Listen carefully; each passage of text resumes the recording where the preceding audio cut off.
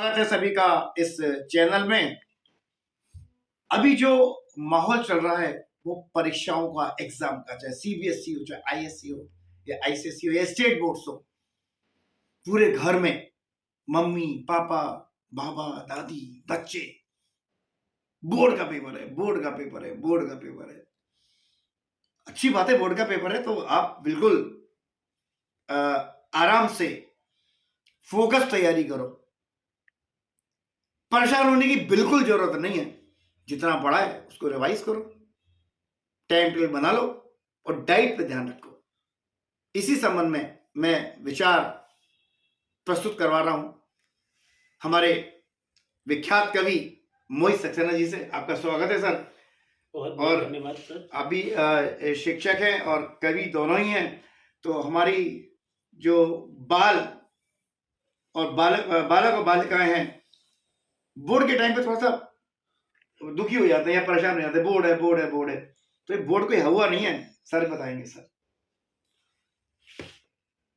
ये जो बोर्ड की परीक्षाएं चल रही हैं मुख्य रूप से ये किशोरावस्था का समय होता है, जी जी। जो जीवन की सबसे महत्वपूर्ण अवस्था होती है। ये वही अवस्था है जिस समय आप अपने जीवन में इन्वेस्टमेंट कर रहे हैं। आप जैसा बोएंगे वैसा काटेंगे। सही बात है, सही। मुझे अंबेडकर साहब की कुछ बातें याद आ रही हैं, क्योंकि जब कोई शिक्षार्थी शिक्षा ले रहा होता है तो उसके लिए एक बहुत अच्छे रोल मॉडल हो सकते हैं अंबेडकर साहब, क्योंकि उन्होंने कहा था कि शिक्षा शेरनी का दूध है, जो पिएगा वो जिएगा। वो जिएगा नहीं, वो दहाड़ेगा।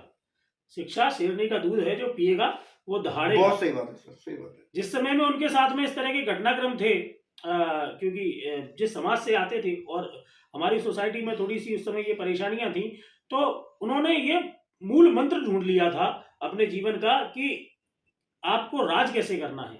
उन्होंने इतना पढ़ा कि आज लोग उनको पढ़ते हैं। क्या बात है। जल में उतरना ही पड़ेगा पार जाने के लिए। जल में किनारे पे बैठ के कभी सागर पार नहीं किए जाते। सही बात है। जल में उतरना ही पड़ेगा पार जाने के लिए, मंजिलों के हेतु सब कुछ वार जाने के लिए, और जीतना सब कुछ अगर तुम चाहते हो तो रहो दोस्तों तैयार सब कुछ हार जाने के लिए। आप जब पढ़ाई कर रहे हैं, जब बोर्ड की परीक्षाएं हैं, तो आपको निश्चित रूप से केवल एक ही दिशा में अपनी संपूर्ण ऊर्जाएं लगा देनी चाहिए। मेरे ख्याल से शायद सैम मानेकशॉ के शब्द थे कि mature people never front on two sides, या किसी महान व्यक्ति के थे कि आपको दो मोर्चों पर जंग नहीं लड़ सकते, क्योंकि आप जब दो मोर्चों पर जंग लड़ते हैं तो आपकी ऊर्जाएं विभाजित हो जाती हैं, आपकी ऊर्जाएं आधी हो जाती हैं।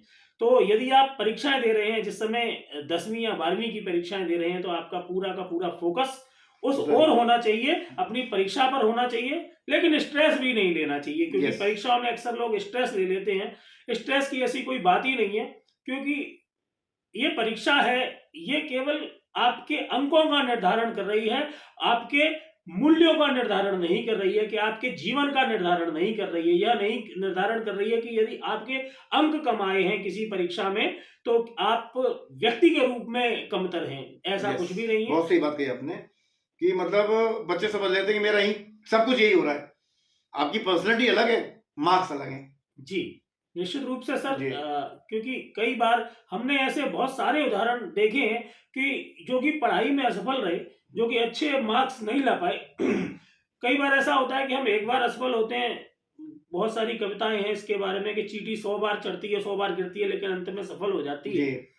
लेकिन इसके इतर भी बहुत सारे ऐसे उदाहरण हैं जो जीवन में अपनी परीक्षाओं की दृष्टि से, एकेडमिक की दृष्टि से असफल रहे, लेकिन जीवन में उन्होंने बहुत बड़े नाम किए। हम सचिन तेंदुलकर का नाम लेते हैं कि उनके 10वीं भी सही से पास नहीं कर पाए और आज 10वीं की परीक्षा में पढ़ाए जाते हैं। बिल्कुल बिल्कुल, क्या बात कही है। हाँ, तो मैं कहना चाहता हूं, एक मोटिवेशन के लिए ये भी पंक्तियां कहना चाहता हूं कि ये बड़ा, क्योंकि स्पर्धा प्रतिस्पर्धा है, गला काट प्रतियोगिता चलती है, अपने ऊपर विश्वास रखना चाहिए।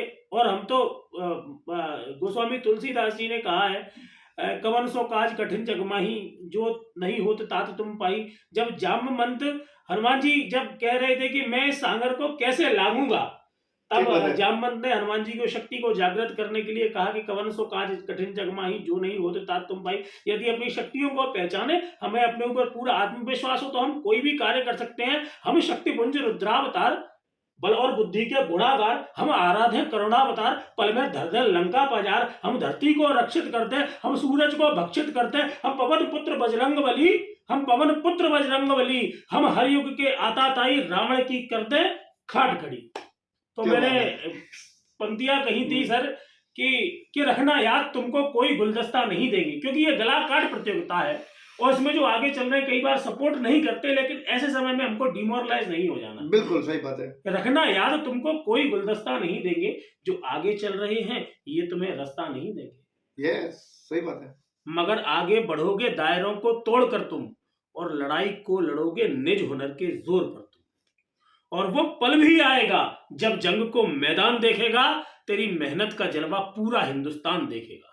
क्या बात है मोहित जी, बहुत सही बात है। सारे परीक्षार्थियों जो बोर्ड में जाने वालों, आपका जलवा, ये जलवा दिखाने का मौका है। जलवा दिखाइए और आगे बढ़िए। मम्मी पापा की बातों को मानिए, थोड़ा सा डिस्ट्रैक्ट मत होइए मोबाइल वगैरह से। इससे सभी सारे अच्छे बच्चे हैं, बस टाइम टेबल बनाइए, रिवाइज करिए, कुछ नया मत करिए। कुछ और कहना चाहेंगे सर, एक दो बातें बच्चों के लिए? बच्चों के लिए बस जो मुख्य रूप से कहना था, चार पंक्तियां मैं और हाँ सर, मोटिवेशन की कहना बिल्कुल चाहता हूँ बिल्कुल, बच्चों जी के जी, लिए। हाँ। क्योंकि कई बार जब बच्चे असफल हो जाते हैं तो बहुत ही ज्यादा अवसाद में चले जाते हैं।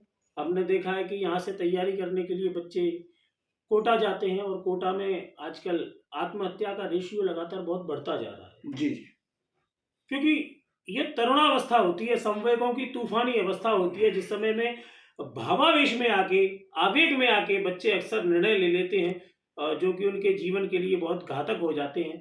क्योंकि पूरा एक परीक्षा के फेल होने से आपके पूरे जीवन का निर्धारण, जैसा मैंने कहा, जी क्योंकि जी, आप अगर जीवन ही नहीं रहेगा तो उस परीक्षा के मार्क्स का क्या होगा। कई बार हम बिल्कुल सोच ठीक लेते हैं बात है। हमारे माता पिता ने इतना पैसा खर्च किया है और हम सफल नहीं हो पा रहे, तब हम डिमोरलाइज हो जाते हैं।